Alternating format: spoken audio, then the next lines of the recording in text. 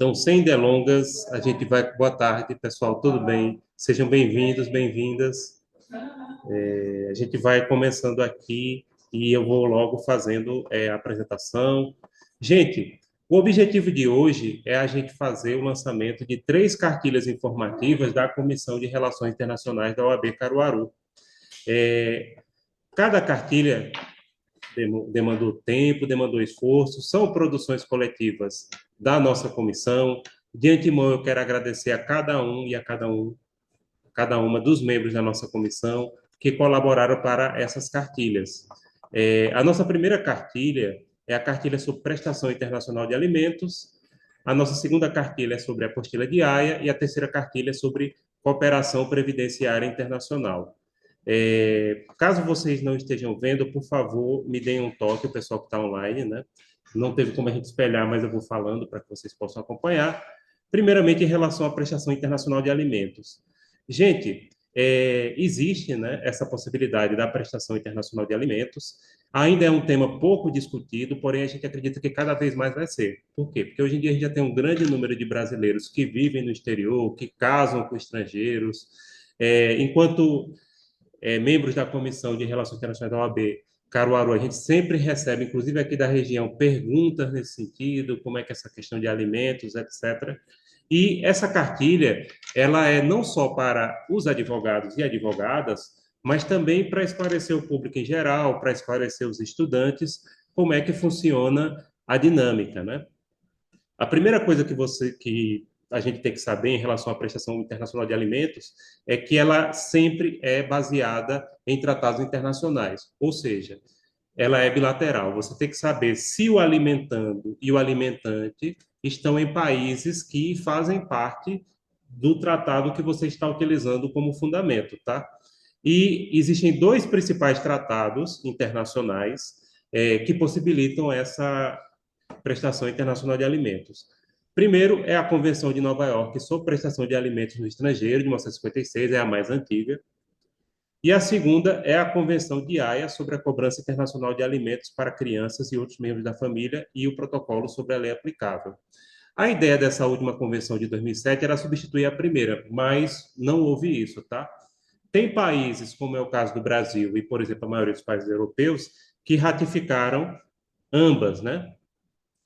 E, nesse sentido, é preciso identificar e como é que a gente vai saber qual tratado a gente vai utilizar para fundamentar o pedido de alimentos. Aí tem que se levar em consideração o tipo de pedido que quer ser feito e também o país no qual o alimentando e o alimentante estão. Então, são basicamente esses dois fatores. Por exemplo, a Convenção de Nova York sobre prestação de alimentos, de 1956, ela permite basicamente três pedidos: a ação para fixação de alimentos, que seria a ação de alimentos normal; a ação para execução de sentença de alimentos, que seria a ação de cobrança, né? E a questão de cumprimento de cartas rogatórias para citação, etc. Sempre tem uma autoridade do país, no caso do Brasil, em relação à Convenção de 1956 de Nova York, é a Procuradoria-Geral da República. Essa autoridade, pessoal, ela intermedia os pedidos. Tanto ela encaminha os pedidos daqui para lá, quanto recebe os de lá para cá, tá? E aí é um procedimento muito mais simplificado do que, por exemplo, a homologação de sentenças para cumprimento de qualquer outra medida. Na cartilha a gente explica os documentos necessários, né? A gente também dá indicação de sites, a gente explica cada tipo de pedido, que documento vai ter que acompanhar. Então, lá também tem os links com informações confiáveis dos órgãos que são responsáveis. Agora eu vou falar em relação à Convenção de Haia, quais são os pedidos possíveis na Convenção de Haia de 2007. Reconhecimento e execução de uma decisão, como, por exemplo, a execução de alimentos; execução de uma decisão obtida no estado requerido; obtenção de decisão no estado requerido, que seria a ação de alimentos comum, né? Uma modificação de decisão e medidas específicas, inclusive, como, por exemplo, a questão de cumprimento de carta rogatória ligada a alimentos. A Convenção de Haia de 2007 ela é mais completa.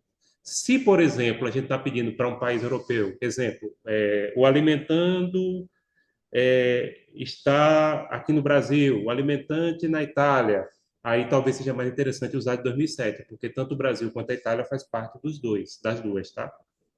que ela é mais completa, ela é mais moderna, né? 51 anos depois. E como eu disse, a ideia era que ela substituísse, mas não acabou. Por quê? Porque tem países que não ratificaram a mais nova e vice-versa, né? E também ela não revogou expressamente. A ideia inicial era que ela revogasse. Então, outra coisa. A autoridade responsável na Convenção de Haia não é a Procuradoria-Geral da República. Ficou sendo outra autoridade, é o Ministério da Justiça. Então, o Ministério da Justiça é quem intermedia, recebe, encaminha os pedidos, porque lembrando, a prestação internacional de alimentos, ela segue sempre um procedimento mais simplificado do que a execução de sentença, a execução não, a homologação de qualquer sentença estrangeira. Então, também a gente informa na cartilha quais são os documentos necessários para fazer o encaminhamento do pedido. Uma preocupação que a gente teve com a cartilha foi trazer, com as cartilhas em geral, uma linguagem o mais acessível possível, porque qualquer pessoa, não só os profissionais do direito, como eu disse, estudantes e o público em geral, também pudessem acessar, né? E só falando rapidamente, quais são os países que estão na Convenção de 1956, em Nova York? Alemanha, Argélia, Argentina, Austrália, Áustria, Barbados, Bélgica, Bielorrússia, Bósnia e Herzegovina, Brasil, Burkina Faso, Cabo Verde, Cazaquistão, Chile, China, Chipre, Colômbia, Croácia, Dinamarca, Equador, Eslováquia, Eslovênia, Espanha, Estônia, Filipinas, Finlândia, França, Grécia, Guatemala, Haiti, Hungria, Irlanda, Israel, Itália, Libéria, Luxemburgo, Macedônia, Marrocos, México, Moldávia, Mônaco, Montenegro, Níger, Noruega, Nova Zelândia, Países Baixos, Paquistão, Polônia, Portugal, Quirguistão, Reino Unido, República Centro-Africana, República Tcheca, Romênia, Santa Sé, Seychelles, Sérvia, Sri Lanka, Suécia, Suíça, Suriname, Tunísia, Turquia, Ucrânia e Uruguai. A atualização ela está feita até o começo desse ano, tá? Mas nesses links também é possível. Já em relação a de 2007, a gente vai ter Albânia, Alemanha, Áustria, Azerbaijão, Bélgica, Bielorrússia, Bósnia-Herzegovina, Botsuana, Brasil, Bulgária, Canadá. Canadá tem uma restrição em relação às províncias que o próprio Canadá tem isso. Por exemplo, Ontário e Manitoba até a partir de fevereiro de 2014. E a British Columbia, que é a Colômbia Britânica, a partir de março de 2024, porque a própria Constituição canadense permite que algumas províncias não façam adesão, né?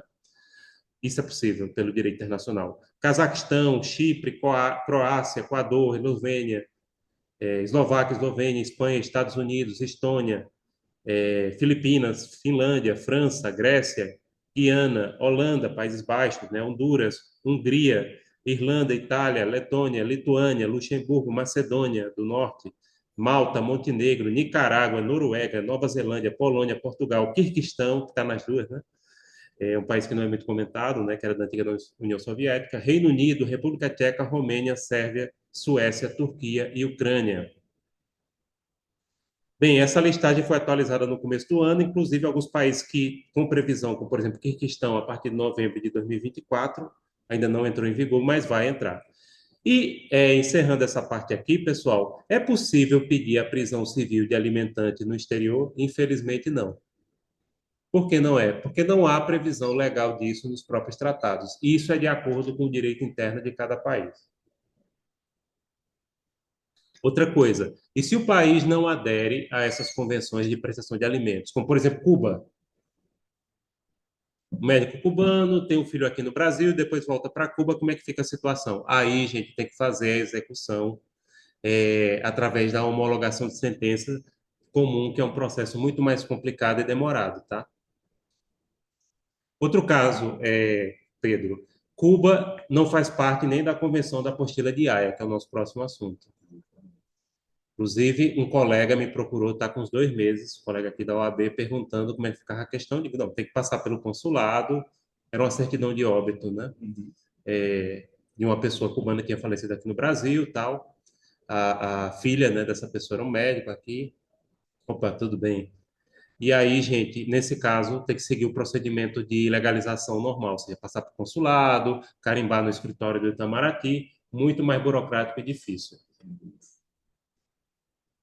Bom, pessoal, vocês têm alguma pergunta sobre essa questão dos alimentos? Pode falar. O colega está perguntando. Aí eu repito para o pessoal escutar aqui. Não, minha dúvida é só em relação à prisão civil. Se os dois países têm previsão da prisão civil, poderia usar o tratado e pedir a prisão civil se existe essa previsão legal dos dois países?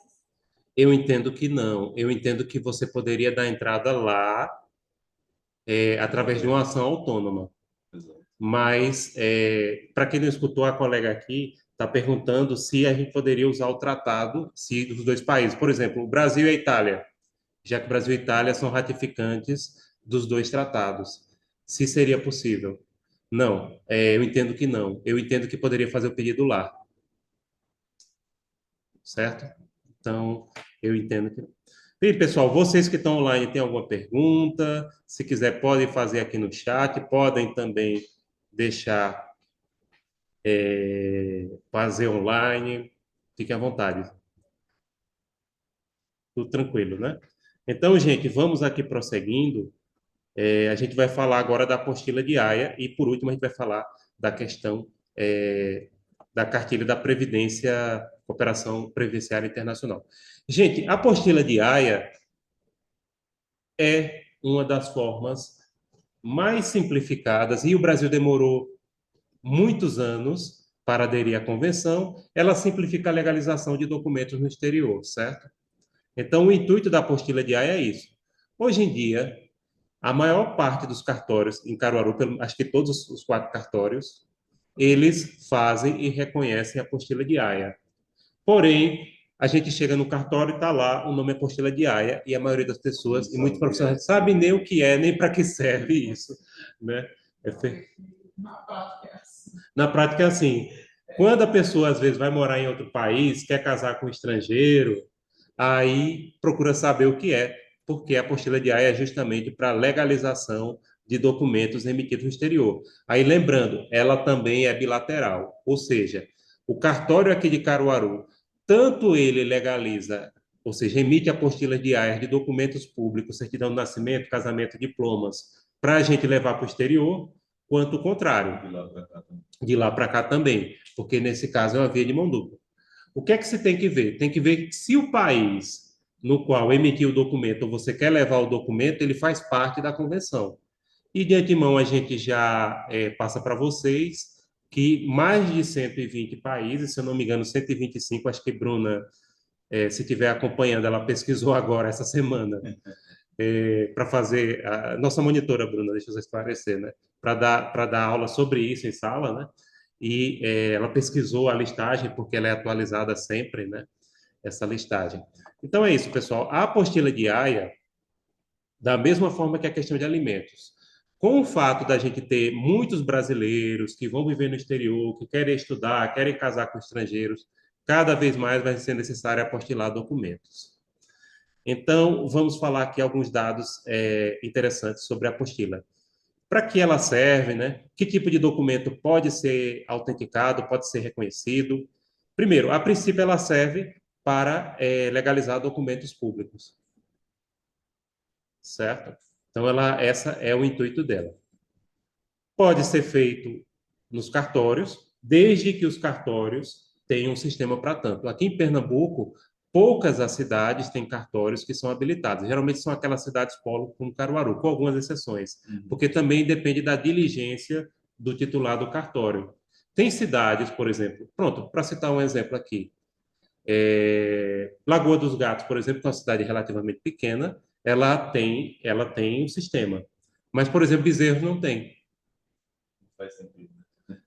Não faz sentido, assim, pelo tamanho. Não sei se Bezerros, pela proximidade que a gente tem com Caruaru, talvez. Mas Lagoas do Gato também não fica tão distante, ou seja, dá uma meia hora também. Então, eu não sei se isso também depende do titular, do cartório, de ter interesse. Quando é uma cidade grande, como Caruaru, isso é quase uma obrigação o cartório ter esse serviço, né? Mas depende de você aderir junto ao CNJ, porque quem distribui isso é o CNJ. Então, provavelmente eles aderem ao sistema, vão ter que adquirir alguma coisa. Deixa eu passar mais alguns dados aqui interessantes. Tem mais algumas informações dentro da apostila. Ah, Até janeiro de 2024, quais eram as comarcas de Pernambuco que faziam a apostila? Tanto faz quanto reconhece, pessoal, como a gente está falando. Afogados da Engazeira, Araripina, Arco Verde, Camaragibe, Carpina, Caruaru, Garanhuns, Goiânia, Jaboatão dos Guararapes, Lagoa do Itaenga, perdão, Lagoa dos Gatos, Limoeiro, Oricuri, Paudalho, Paulista, Petrolina, Recife, Salgueiro, Santa Cruz do Caparibe tem, né? Sirinhaém e Surubim. A gente pensar aqui tem cidades como Gravatá, que é uma cidade, né, bem desenvolvida, que inclusive tem muitas questões lá imobiliárias, que eu até me admiro, né, porque é uma cidade que tem muitos empreendimentos imobiliários, e aí pode ser que você tenha necessidade de você legalizar o documento de alguém do exterior que tem algum imóvel lá, né, para fazer, e até me admira. Quanto é que custa uma apostila de AIA? Esse é o pulo do gato e eu quero chamar a atenção de vocês por um problema sério, que a gente tem que ter cuidado para a gente não ser enganado. Gente, o CNJ estabeleceu que o valor da apostila diária é o valor de uma procuração pública delimitado por cada estado. Em 2024, aqui em Pernambuco, fora as outras taxinhas, mas a taxa principal era R$ 87,76. Aí é por documento, não é por página. Alguns cartórios não é. A resolução do CNJ é claro, pessoal. Você paga esse valor, acaba quando junta aquelas outras taxas, dá cento e poucos reais. É por documento, não é por página, certo? Não é como a tradução juramentada. A tradução juramentada, há outro detalhe. A apostila de AIA, ela não dispensa ou exclui tradução juramentada. Tem que ser ambos. Tem que ser ambos, tem que juntar os dois. E aí a tradução juramentada tem que procurar um profissional que é habilitado junto à Giuseppe. A última vez que eu olhei no site da Giuseppe, não tinha ninguém em Caruaru habilitado, que até me admira, porque inclusive eu conheço pessoas, tive alunos que fizeram mestrado em tradução de documentos do curso de Relações Internacionais da SES, mas não se habilitaram junto à Giuseppe. Eu não sei qual é o procedimento, mas aqui não tem. Em Caruaru, pessoas habilitadas, só em Recife. Acho que em Garanhuns também tem umas duas pessoas, mas não me pergunte. Caruaru tem muitos profissionais competentes, professores de inglês, de espanhol, de francês, mas eu não conheço ninguém, não. Aqui não tem, no site da Giuseppe, ninguém habilitado aqui, não. Ah, e por último, quais são os documentos específicos que podem ser apostilados? Documentos públicos, né, de autoridade ou funcionário de qualquer jurisdição do Estado, do Ministério Público, juiz, tribunal, escrivão oficial de justiça, certidões de nascimento, casamento e óbito, emitidas pelos cartórios de registro civil de pessoas naturais, escrituras e procurações públicas lavradas por cartório de notas, diplomas de conclusão de curso, de médio, superior, pós-graduação, o histórico escolar, emitido por instituições públicas ou privadas, traduções juramentadas de documentos públicos ou privados, atestado de antecedentes criminais, certidão de débitos tributários, contratos e estatutos de sociedades e certidões emitidas pela junta comercial, ata notarial de reconhecimento de firma inserida em documentos, enfim, qualquer documento público, como licença, atestado, autorização ou certidão administrativa, emitida por órgão federal, estadual ou municipal. Bem, documentos que não podem ser apostilados são documentos que, por exemplo, das autoridades diplomáticas, porque aí já faz o reconhecimento consular, né? Bem como atos internos de órgãos públicos do Poder Executivo, do Legislativo e do Judiciário. Documentos administrativos que versem sobre operações de comércio internacional, aduaneiras, porque já tem o seu próprio trâmite. Quem já tem a lei especial, pessoal de RI, alguns de direito que trabalham com essa questão de desembaraço, sabem que aí já é uma documentação específica, né? Também não pode ser apostilado documentos particulares, salvo ser emitidos por universidades, mas na verdade elas estão no exercício de uma atividade autorizada pelo poder público, como todo mundo aqui sabe, né? Vamos agora, para encerrar esse assunto, falar dos países. São mais de 120 países. Até janeiro de 2024, 126 países. Eu falei 125, mas são 126. Então, vou falar rapidinho. África do Sul, Albânia, Alemanha, Andorra, Antigua e Barbuda, Arábia Saudita, Argentina, Armênia, Austrália, Áustria, Azerbaijão, Bahamas, Bahrein, Barbados, Bielorrússia, Bélgica, Belize, Bolívia, Bósnia-Herzegovina, Botsuana, Brasil, Brunei, Bulgária, Burundi, Cabo Verde, Canadá, Cazaquistão, Chile, China, Hong Kong, China, Macau, Chipre, Colômbia, Coreia do Sul, Costa Rica, Croácia, Dinamarca, Dominica, El Salvador, Equador, Eslováquia, Eslovênia, Espanha, Estados Unidos da América, Estônia, a antiga Suazilândia, que agora é Eswatini, Federação Russa, Fiji, Filipinas, Finlândia, França, Geórgia, Granada, Grécia, Guatemala, Guiana, Honduras, Hungria, Ilhas Cook, Ilhas Marshall, Índia, Indonésia, Irlanda, Islândia, Israel, Itália, Jamaica, Japão, Kosovo, Lesoto, Letônia, Libéria, Liechtenstein, Lituânia, Luxemburgo, Macedônia, Malawi, Malta, Marrocos, Maurícia, México, Moldávia, Mônaco, Mongólia, Montenegro, Namíbia, Nicarágua, Niue, Noruega, Nova Zelândia, Omã, Países Baixos, Palau, Panamá, Paraguai, Peru, Polônia, Portugal, Quirguistão, Reino Unido, República Tcheca, Romênia, República Dominicana, Ruanda, Samoa, San Marino, Santa Lúcia, São Cristóvão e Neves, São Tomé e Príncipe, São Vicente e Granadina, Sérvia, Seychelles, Senegal, Suécia, Suíça, Suriname, Tajiquistão, Tonga, Trindade e Tobago, Tunísia, Turquia, Ucrânia, Uruguai, Uzbequistão, Vanuatu e Venezuela. Reparem, pessoal, que a maioria dos países do mundo aderiram à apostila de Haia. A apostila de Haia, mesmo datando da década de 1960, o Brasil só aderiu em 2016. Por isso que vocês que estudaram direito antes de 2016, vocês não viram esse assunto, só o pessoal que estudou depois. Outro dado é que aí é interessante notar os países que não fazem parte, como Cuba. E especificamente aqui na nossa região, tem muitos médicos cubanos que às vezes precisam legalizar documento, e infelizmente eles vão ter que fazer a legalização normal, ou seja, ir no consulado e no escritório de Itamaraty em Recife. Graças a Deus que em Recife a gente tem um escritório de Itamaraty. Se fosse em outra cidade, outro estado do Nordeste, já seria mais complicado, porque eu acho que o Itamaraty só tem escritório em Recife e Salvador, no Nordeste. Exato. Mas aí, Aí complica. e nem todos os campos são feitos num só escritório. Às vezes pode ter que passar por outro. Então, fiquem atentos em relação ao pessoal de Cuba. Pronto, pessoal, terminamos a parte da apostila de Haia. Vocês têm alguma pergunta, alguma questão?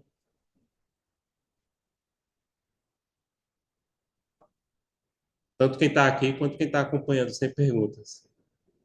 Tranquilo, obrigado.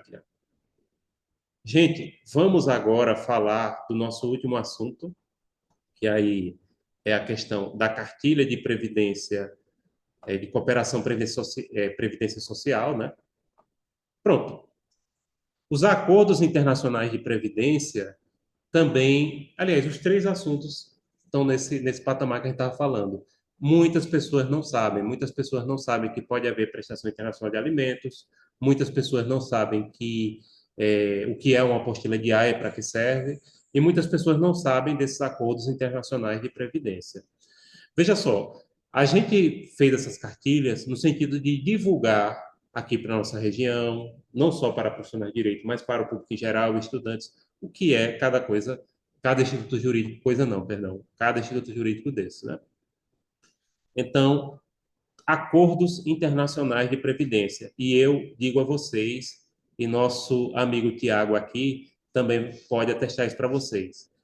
Logo, logo, cada um aqui vai ouvir falar cada vez mais de acordos internacionais de previdência. Por quê? Porque pode ter um amigo, um cliente que tem algum problema. Eu passei um tempo no Japão, como a colega que estava relatando, cliente, né? Passei um tempo no Japão, quero aproveitar meu tempo de contribuição. Estou querendo me aposentar e viver em Portugal ou na Espanha. É possível. É possível, são possibilidades, tanto de você aproveitar. O que é que você tem que ver aí? Como acontece com as outras situações, e a apostila de Haia, e na situação dos alimentos, é saber se o Estado e os Estados envolvidos fazem parte de tratado bilateral ou multilateral que envolva, tá? Então, o Brasil tem vários acordos hoje bilaterais, alguns multilaterais, alguns em trâmite, né? No sentido de acordo de cooperação previdenciária internacional. Então, a gente vai falar o que é que seria isso, né? Como é que se faz, a gente vai dar uma noção para vocês aqui. Então, os acordos internacionais, eles inserem-se no contexto da política externa brasileira, né, conduzida pelo Itamaraty, e resultam de esforços do Ministério da Previdência Social e de entendimentos diplomáticos entre governos para garantir os direitos de seguridade social previstos nas legislações dos países envolvidos aos respectivos trabalhadores e dependentes legais residentes ou em trânsito. Quais são os pedidos que seria possível? Olha, para ser específico, a gente vai falar de uma forma geral, mas lembrando, isso depende também de uma análise do caso concreto, tá? Então, os acordos de previdência social aplicam-se, isso em regra geral, aos benefícios conforme especificados em cada acordo. Então, a gente tem que consultar cada acordo para ver a extensão de cada acordo. E esses acordos eles estão disponíveis no próprio site de Itamaraty. Então, o que, é que a gente pode, a princípio, né? Incapacidade para o trabalho, seja permanente ou temporária, benefício decorrente de acidente de trabalho ou doença profissional, tempo de serviço, a questão da velhice, aposentadoria por velhice, pensão por morte e reabilitação profissional. Esse seria, analisando a conjuntura desses acordos, o mais comum. Que aí tem a questão da obtenção do certificado de deslocamento temporário e isenção de contribuição, que também depois eu queria pedir para Tiago dar uma palhinha na gente sobre esse aspecto aqui no final. E quais são os países que têm acordo de previdência com o Brasil? Multilaterais, nós temos dois. O ibero-americano, que envolve os seguintes países: Argentina, Bolívia, Brasil, Chile, El Salvador, Equador, Espanha, Paraguai, Peru, Portugal e Uruguai. E o acordo do Mercosul, que aí vai de novo juntar Argentina, Brasil, Paraguai e Uruguai. Já os acordos bilaterais que o Brasil tem até maio de 2024 seria com Alemanha, Bélgica, Canadá, Chile, Coreia, Espanha, Estados Unidos, França, Grécia, Itália, Japão, Luxemburgo, Portugal, o Quebec e Suíça. Quebec, como eu estava falando aqui, ele dentro da Federação Canadense, o Canadá permite que alguns estados, no caso as províncias eles chamam, mas são estados da federação, tá? O Canadá é uma federação. Façam adesão ou não a determinados tratados. Acordos de previdência social que estão em processo de aprovação pelo Congresso Nacional. Áustria, Bulgária, Índia, Israel, Moçambique e República Tcheca. E também tem um tratado multilateral em negociação com a comunidade de países de língua portuguesa. Mas reparem que, de qualquer maneira, o Brasil já tem com Portugal. Mas aí já envolveria os outros países de língua portuguesa, né? Angola, Moçambique. Acredito que Macau tem autonomia de acordo com Timor-Leste, Macau tem autonomia, Guiné, Cabo Verde, né? Então aí juntaria os países da comunidade, os países de língua portuguesa. Pronto, pessoal. Agora eu queria pedir, só não sei se vai ser possível o pessoal aqui escolher, para o nosso amigo Tiago dar uma palhinha aqui. O Japão, sim. Aí, Tiago, você poderia aproveitar e falar aqui do Japão. Eu transmito o que você falar para o pessoal que está aqui acompanhando para a gente, tá? Boa tarde, professor. Dá para me escutar bem? Perfeito. Perfeitamente. Queria primeiramente saudar o presidente Emerson de Assis, querido amigo também professor, e o meu grande Ele está amigo falando, Pedro né? Rodrigues, que está Eu aí vou resumir. escutando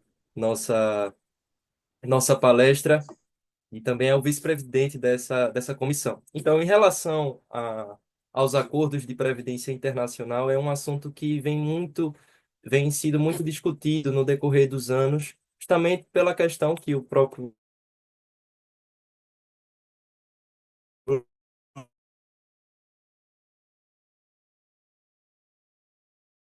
professor Emerson falou, da relação do outro, não só apenas do Brasil, como dos outros países em que o Brasil tem acordos previdenciários. Então, é, foi justamente por esse motivo que o Brasil, juntamente com os demais países aí citados, decidiram realizar esses tipos de acordos previdenciários. Então, por exemplo, o Japão, como eu expliquei, eu coloquei aqui no chat, o Japão ele tem uma peculiaridade, não só o Japão, como também o Chile, em que o regime de previdência social lá é o regime de capitalização, ou seja, é diferente do regime de previdência social que a gente está acostumado com os demais países, aqui no Brasil, Portugal, França, enfim. Então, o Japão e o Chile, eles têm uma certa peculiaridade nesse sentido, em que você deposita a sua contribuição e, a depender do tempo que você tem lá guardado, é como se fosse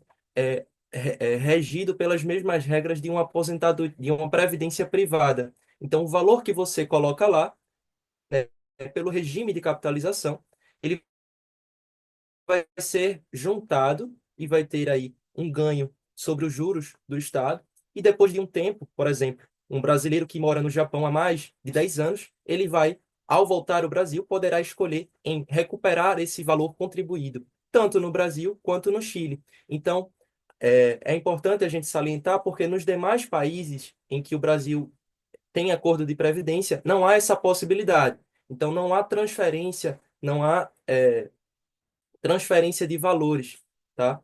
Somente nesses casos em que em que eu especifiquei aqui, entre Japão e Chile. Isso é muito interessante, principalmente para as pessoas que moram ou já moraram no Japão ou no Chile. É bem interessante.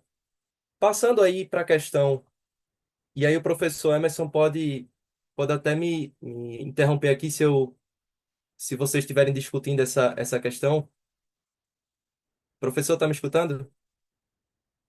Estou escutando, Tiago. Eu estava passando aqui para o pessoal que lá é o regime de capitalização, ou seja, praticamente é como você fazer uma poupança para Exato, uma previdência privada. Aí, ou seja, exato, você não transfere o tempo de contribuição, mas sim o valor que você contribuiu, né? exatamente. Porque, diferente dos outros países, como eu expliquei, não há nesse caso do Japão e do Chile, há sim uma compensação financeira. Essa é a palavra. Há uma Sim, compensação financeira. porque você faz Nos uma outros poupança, né? países, exato. Então, por exemplo, se um brasileiro ele mora no Japão e ele volta antes da idade de se aposentar, ele tem a opção de retirar aquele valor, né? E Ah, ele tem a opção de retirar aquele valor tanto no Japão quanto no Chile. São os países que têm o regime de capitalização.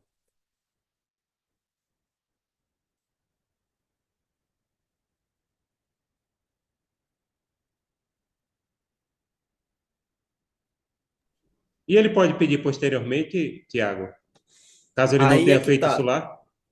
Exatamente. Se ele não tiver pedido no momento em que estiver no país, é possível porque aqui no Brasil, assim como nos países acordantes, é, desses acordos de previdência, existem agências especializadas do INSS, da Seguridade Social, para esses tipos de acordo. Então, por exemplo, existe uma base aqui no Brasil do acordo de Brasil com o Japão. E existe outra base que trata lá no Japão apenas do acordo entre os dois países. Então é possível a qualquer momento o Sim, segurado, estando ou não no Brasil ou estando ou não no Japão, requerer perfeito. esse benefício quanto de fato a aposentadoria, se assim ele quiser, justamente por conta dessa facilidade que existe a comunicação que existe entre esses dois países. Perfeito. Excelente, Tiago. Obrigado.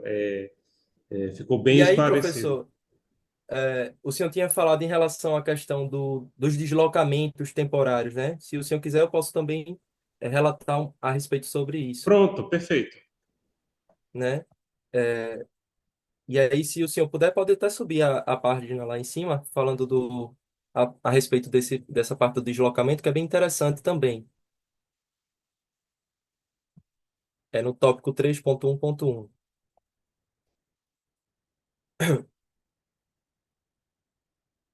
Isso. Então, basicamente, além desses benefícios que os acordos trazem, cada acordo traz uma série de benefícios, né, como o senhor bem disse.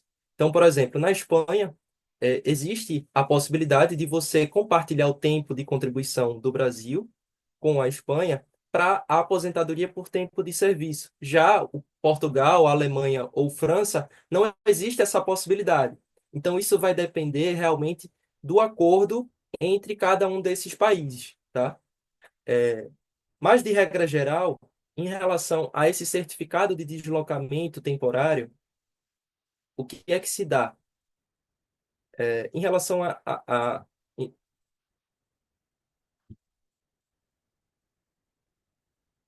em relação a esse certificado de deslocamento temporário, como é que se dá? Na verdade, esse mecanismo, esse benefício, ele foi criado justamente para proteger aqueles profissionais empregados de empresas multinacionais, transnacionais, de se eximir de uma dupla tributação, por exemplo, de uma dupla contribuição. E aí o meu amigo Pedro, ele vai saber até do que eu estou falando em relação a isso, porque envolve também o direito tributário internacional. Então, o brasileiro que é transferido de uma empresa multinacional, então, eu trabalho numa empresa brasileira, mas ela é multinacional, ela tem sede em outro país, então eu sou transferido para os Estados Unidos. Então, eu posso passar durante um certo tempo, isso está em cada acordo internacional, está prescrito, tá escrito lá quanto tempo tem essa validade desse certificado de deslocamento, o período em que eu posso ficar trabalhando naquele país, contribuindo para o Brasil, para o INSS, sem que haja uma dupla tributação, sem que haja uma dupla contribuição, nesse caso. E aí, por exemplo, em Portugal, você tem a possibilidade de ficar durante, no máximo, 120 meses, contribuindo apenas para o Brasil, nesse certificado de deslocamento temporário. Então, se você é um empregado de empresa multinacional e contribui aqui para o Brasil, e você for transferido para uma empresa, uma filial em Portugal, você tem a possibilidade de ficar no país contribuindo durante, no máximo, 120 meses apenas para a Previdência Brasileira. E ao retornar, você não vai ter prejuízo algum em relação a essas contribuições, já que de toda forma você contribuiu para o país no período em que ficou aqui, em que ficou em Portugal trabalhando.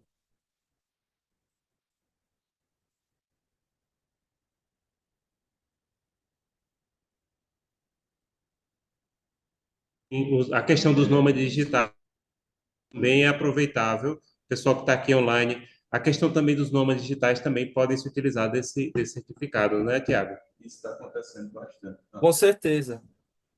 Com certeza, professor. Inclusive, é muito interessante, eu estava conversando até com o Pedro esses dias sobre a questão dos nômades digitais, porque é uma profissão, Sim. Eu não é, seria, não se é eu que seja uma tivesse menos profissão, 20 anos e fosse exatamente, solteiro. é um tipo de, é um tipo de, como é que eu posso dizer? É uma modalidade que surgiu aí com o avanço da tecnologia que você pode ser um advogado, trabalhar Sim. aqui no Brasil, pagar suas contribuições e, ao mesmo tempo, você morar em outro país sem problema algum, né? Qualquer profissão você consegue fazer dessa forma. Então, isso também agrega na parte previdenciária, porque você consegue, por exemplo, em Portugal, você consegue, ser um autônomo, lá em Portugal, emitir recibos verdes, como eles falam lá, e da mesma forma contribuir aqui no Brasil também como profissional liberal. E você vai ter aí duas aposentadorias no futuro. Então, os acordos de previdência eles entram aí num cenário muito globalizado e que agregam bastante nos direitos, nos benefícios do cidadão, não só o brasileiro, tá? As pessoas de outras nacionalidades, do outro lado dos países em que o Brasil faz parte, também têm o direito. Então, por exemplo, tem um caso muito interessante, um espanhol, ele trabalhou durante um período aqui no Brasil, na década de 70, ele não é brasileiro, nem nacionalidade, nem tem nacionalidade, mas ele trabalhou aqui, tem CPF, e ele conseguiu, além da sua aposentadoria espanhola, por meio do Acordo de Previdência Internacional, se aposentar aqui no Brasil, mesmo estando na Espanha, mesmo vivendo na Espanha, justamente por aquela agência específica que trata desse acordo. Então, o acordo realmente é bilateral, é um vai e outro volta. Beleza, Tiago, obrigado pelos seus esclarecimentos. Lembrando aqui que Tiago sabe muito mais desse assunto do que eu, viu? Faço essa questão de frisar, e do que a maioria das pessoas, porque, como a gente estava falando aqui, esse assunto, infelizmente, ele ainda é pouco conhecido. Mas cada vez mais a gente vai ter demanda para ter conhecimento disso, porque tem muita gente que vai querer ser nômade digital, tem muita gente que vai trabalhar em outros países e contribuir lá e depois quiser voltar, tem gente que vai querer se aposentar e vai querer morar em outro país. Então, Esses assuntos que a gente está trazendo para vocês em relação às cartilhas são todos assuntos que a tendência é cada vez mais haver necessidade do conhecimento sobre esses assuntos. E nesse sentido, eu queria agradecer a cada membro, a cada colega da nossa Comissão de Relações Internacionais. Não vou nomear todos aqui, muitos estão aqui conosco, outros não puderam estar, mas assim, pessoal, muito obrigado pelo trabalho que a gente teve. Essas apostilas a gente vem, desde o ano passado, a gente vem elaborando essas apostilas, e é um trabalho coletivo e é também um trabalho silencioso, porque lembrando, todos nós que trabalhamos junto à OAB, nós trabalhamos de forma voluntária. Então, é uma dedicação à causa profissional e é uma dedicação também a trazer esse conhecimento para a comunidade, um conhecimento necessário sobre assuntos importantes. Pessoal, eu agradeço a todos que estiveram por aqui. Daqui a pouco a nossa comissão vai permanecer para a gente fazer a nossa breve reunião. Quero agradecer a vocês, muito bom ver vocês aqui conosco, tá? Quem estiver aqui presente, só me dando a liberação. O pessoal que está no chat, por favor, deem aí um boa tarde, porque a gente vai colocar, pode colocar o nome, porque aí eu vou passar a fazer uma lista de presença. É, deixa eu ver aqui. Bruna Santana, que está aqui. Vitória, Vitória, cadê Vitória? Vitória Barbosa, né? Keturini, aqui está presente é Aline Fernanda, né? Aline Leite, não é isso? Fernanda Duarte e Kevin e Dorothy. Dorothy, você tinha me falado. E a Letícia, isso, né? Pronto. Mais alguém está por aqui?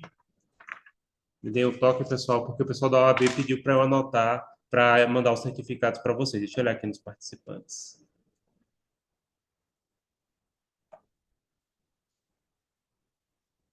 Pamela Beatriz. Pronto. Ok. Pessoal, alguém tem alguma dúvida, alguma pergunta? Gostaria de fazer? Júlia?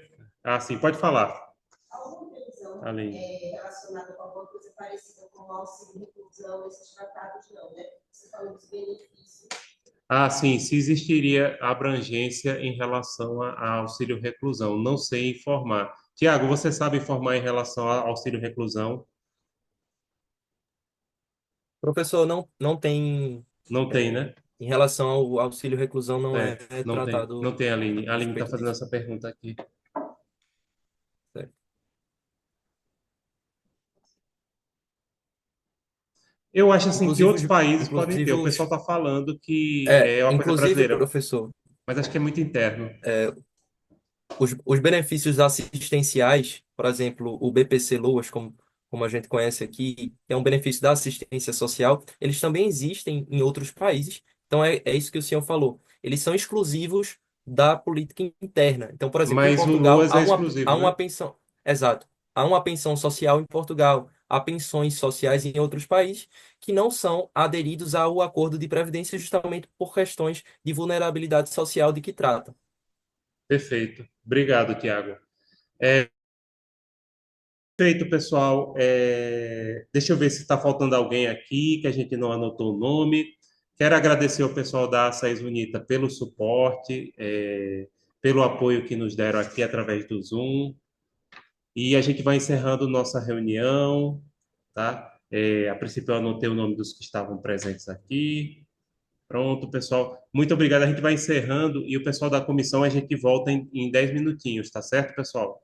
Para a gente encerrar a reunião, tá?